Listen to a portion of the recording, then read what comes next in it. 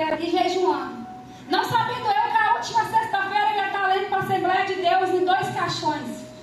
A minha mãe, ela tinha ganhado meu sobrinho Pedro para Jesus um mês antes. Meu sobrinho tinha feito 12 anos em fevereiro. Isso aconteceu em abril. Ela vinha passar a Páscoa com nós. Na quinta-feira ela ia vir estar comemorando a Páscoa com a gente.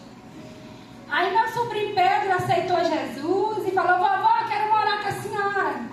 E Arthur tinha acabado de morar com minha mãe faz um ano. O meu outro sobrinho que tem 15 anos, né? Agora 16. Mãe falou: você tá doido? Já basta Arthur. Pedro era Pedro mesmo, sabe? E Deus fez eu jejuar e fazer uma consagração. Em vez de eu fazer o Daniel, eu fiz o propósito da Alcione. Deus me usa muito com propósito. Aí eu fiz 21 dias e Deus falou: estuda sobre Pedro. Esses 21 dias eu registrei tudo. Eu ia contar tudo para Pedro. Sobre o temperamento dele e o meu, que é sanguíneo. Abençoados. Só que sabe o que Deus fez? Deus revelou para mim que ele ia levar minha mãe. Só que eu achei que era coisa da minha cabeça, né? Pensei que não era profecia. Que tem hora que a gente engana, né? Não adianta falar: eu sei, não. Tem hora que a gente engana. Só que Deus revelou no dia 15. E aí, quando Deus me revelou, eu estava comprando chocolate. Eu estava 7 meses sem comer doce. Eu fiz o propósito de 1 ano de gratidão a Deus por ter voltado para a empresa Barbosa e Max, que eu trabalho até hoje. Então eu fiz um propósito sem açúcar, que é o que eu adorava, meu Isaac. Mas eu prefiro amar mais Deus. Aí eu sem comer açúcar, fui comprar chocolate. Mãe fazia uns ovos de Páscoa muito bom para fazer para o pessoal. Meu esposo queria comer. Aí eu senti um cheiro de flor de defunto lá perto da casa de chocolate. Eu pensei: que loucura, será que aquele carro ali tem flor de defunto? Mas pensei: não vou lá olhar não. E a última conversa que eu conversei com minha mãe foi na casa do biscoito, de chocolate. Aí eu falei: meu Deus, se minha mãe vai falecer, se ela vir a última vez dirigindo o carro, o que é que eu faço? Eu vou falecer, eu vou mandar o Tiago buscar ela. Então eu falei: não, acho que eu pedi Taquinho, que é meu ex-padrasto. Só que o Senhor não deixou a gente fazer nada, por isso que eu me senti uma assassina. Deus só fez eu falar assim: mãe, eu sei que Deus vai te conduzir no volante. Olha bem que eu estava jejuando, eu estava orando, eu estava lendo a Bíblia, eu estava tudo. Às vezes a pessoa fala que tem que fechar a brecha, mas não estava fazendo, sabe? E Deus pegou e fez com que eu só falasse: eu sei que Deus vai vir com a senhora, mas além de Deus, chama alguém que sabe dirigir, que ela tinha 1 ano de carteira, né? Não foi isso por causa disso. E várias pessoas depois morreram que sabia dirigir muito bem, perdeu o controle por causa da chuvinha. Só que, porém, aquilo ali me acabou comigo. Deus pegou e fez eu só falar isso com ela. Ela pegou e não me respondeu. Eu falava: Deus, põe a mão naquele volante, põe a mão naquele volante. Eu em oração. E eu estava planejando um almoço lá em casa no domingo de Páscoa, planejando receber na minha casa. E ela estava fazendo pizza. A colega dela fez um tanto de pizza, um cachê de coisa nós comemos. Resumindo, quando ela estava vindo para os Valadares, ela perdeu o controle. No que ela perdeu o controle, a pior notícia que eu recebi da minha vida: meu esposo chegou na Barbosa.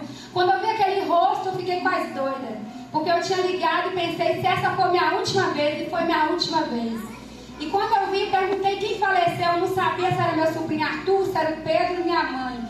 O Pedro estava dormindo, não viu nada. O Pedro tinha aceitado Jesus e foi fatal.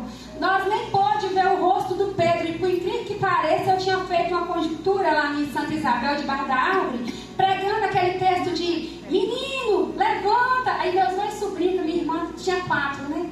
O Enzo e a Luma foi lá debaixo da árvore, entendeu, pregando. E eu peguei a mão do Enzo e ficava: menino, levanta, e andando. O menino levantou, e brincando com eles, fingindo que a escola dominical. Aí quando eu vi o Pedro dentro daquele caixão, eu não podia nem profetizar: menino, levanta. Meu Deus, que tristeza, eu não podia abrir aquele caixão. A minha mãe, graças a Deus, por eu não enxergar bem, eu não vi o durex no rosto dela não. Minha avó ficou só falando que foi muito triste o durex. Mas Deus não permitiu, por eu não enxergar muito bem. Nessa hora eu gostei. Eu não vi, mas eu vi que ela estava ferida. E meu sobrinho Arthur, foi um milagre de Deus. Ele ficou 1 hora e pouco dentro do carro, vendo aquela cena horrível. E ele quebrou a perna e usou a pratilha. Ele teve que ficar com umas amigas da minha irmã da Unimed, que nós fomos pro velório. E por incrível que pareça, minha avó, mas meu avô, a mãe e o pai da minha mãe, tinha ido, eles iam viajar, eles estavam em Belo Horizonte, eles iam pegar o avião para passear. E eu pensei: se for a última vez de mãe, como é que vai fazer igual mais hoje? Eles voltaram. O que é que eu quero dizer para vocês? No velório da minha mãe, o diabo falou assim: ó, você está de propósito de açúcar, você está jejuando, minha última sexta-feira de jejum. Então come, você está com fome, é o caixão aí. Falei, em nome de Jesus, você é forte. Deus me deu força para pregar no velório da minha mãe. Então, assim, depois que isso aconteceu, eu passei por altos e baixos. Eu falei, eu nunca mais eu quero ir na Assembleia. Não é por nada, eu não tenho nada contra a Assembleia.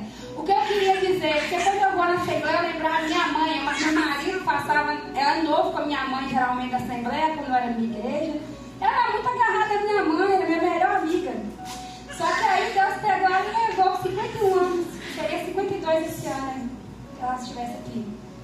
E sem eu dar tchau. Eu pensei, pra mim eu fui assassina porque eu tive a visão e não fiz nada. Mas Deus falou comigo, filha, ela estava preparada. Falei, Deus, mas como está preparado, o Senhor deixa morrer velhinho? Por que você levou minha mãe tão nova? O inimigo faz tudo para me parar, irmãos.